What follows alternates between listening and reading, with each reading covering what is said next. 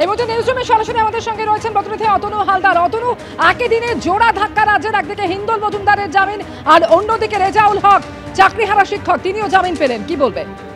দেখো, যেটা খুব পরিষ্কার ব্যাপার সেটা হচ্ছে দুটো কেসেই তুমি যদি দেখো তাহলে পুলিশের ভূমিকা নিয়ে অনেক প্রশ্ন উঠছে।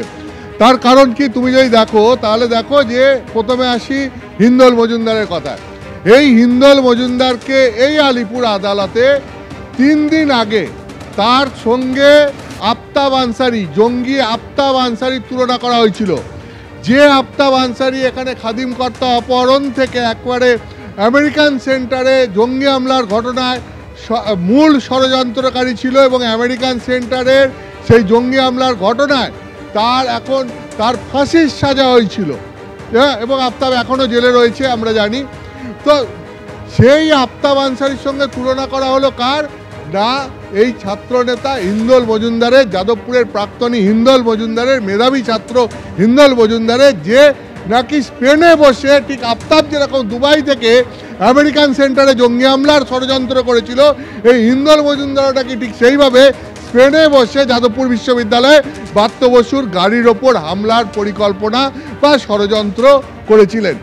এখন প্রশ্ন প্রথমেই উঠেছিল যে আফতাবের সঙ্গে হিন্দলের তুলনা করা যায়? একটা ছাত্র আন্দোলনের সঙ্গে একটা সংগঠিত ক্রাইম, একটা জঙ্গি হামলা, এবং যার ব্যাপ্তি হচ্ছে গিয়ে সারা পৃথিবীর বিভিন্ন দেশে,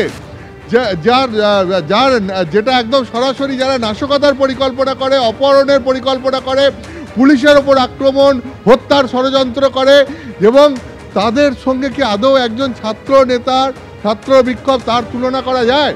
ঠিক দেখা গেল তার 3 দিনের মধ্যে আফতাব আনসারির সঙ্গে তুলনা করা 3 দিনের মধ্যে ওই হিন্দল মজুমদারের আলিপুর আদালত থেকেই জামিন হয়ে গেল। আফতাব আনসারির ফাঁসি হয়েছিল, ফাঁসির সাজা হয়েছিল।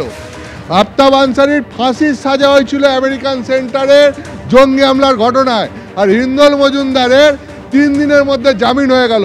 তাহলে এই তুলনা কি আদৌ যুক্তিসঙ্গত ছিল? শুধু একজন স্পেনে বসে হোয়াটসঅ্যাপ করলো আর একজন দুবাইয়ে বসে ষড়যন্ত্র করেছে, সেই দুটোকে মিলিয়ে দিলেই তুলনাটা করে দেওয়া যায়? তাহলে তো এইভাবে ধরতে গেলে পরে Osama bin Laden, Dawood Ibrahim, এদের যে কারোর সাথে হিন্দল মজুমদারের তুলনা করে দেওয়া যায় তার বিরুদ্ধে যে অভিযোগ, সেই অভিযোগের ভিত্তিতে। কিন্তু প্রত্যেকটা জিনিসের কোথায় কতটা বলবো, কোথায় কতটা বলবো না, সেই ব্যাপারে একটা পরিমিতি বোধ থাকা দরকার বলে বিভিন্ন মহলের মত।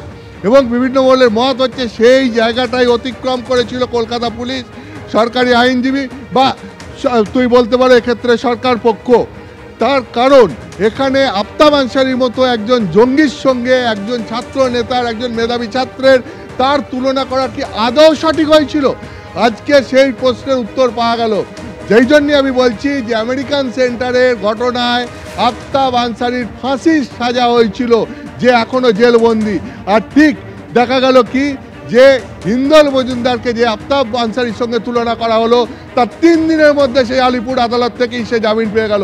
ফলে বোঝাই যাচ্ছে যে এই ঘটনায় পুলিশ কতটা সক্রিয় ছিল। এটা অতি সক্রিয়তার একটা প্রমাণ। হিন্দলকে আটকে রাখার জন্য, যাতে সে জামিন না পায়, তার জন্যই এই উদাহরণ দিয়ে সওয়াল করা হয়েছিল বলে অনেকেই মনে করছেন। ঠিক তোমাকে যদি বলি যে একজন শিক্ষক রেজাউল হক, তাকে যেভাবে অডিও কাণ্ডে গ্রেপ্তার করা হলো এবং তিনি যেভাবে জামিন পেলেন, আজকে সেই ভূমিকা নিয়েও সেখানেও বিধাননগর পুলিশের ভূমিকা নিয়ে একইভাবে প্রশ্ন উঠছে।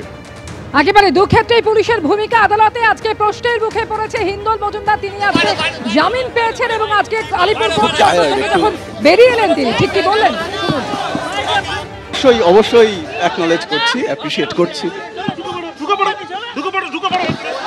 আর পুলিশের এই সক্রিয়তাকে কিভাবে? পুলিশ খুব ভালো কাজ করেছে, পুলিশকে নিয়ে কোনো আমার আপত্তি নেই।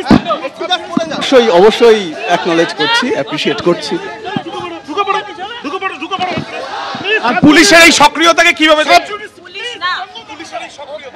পুলিশ খুব ভালো কাজ করেছে, পুলিশকে নিয়ে কোনো আমার আপত্তি নেই।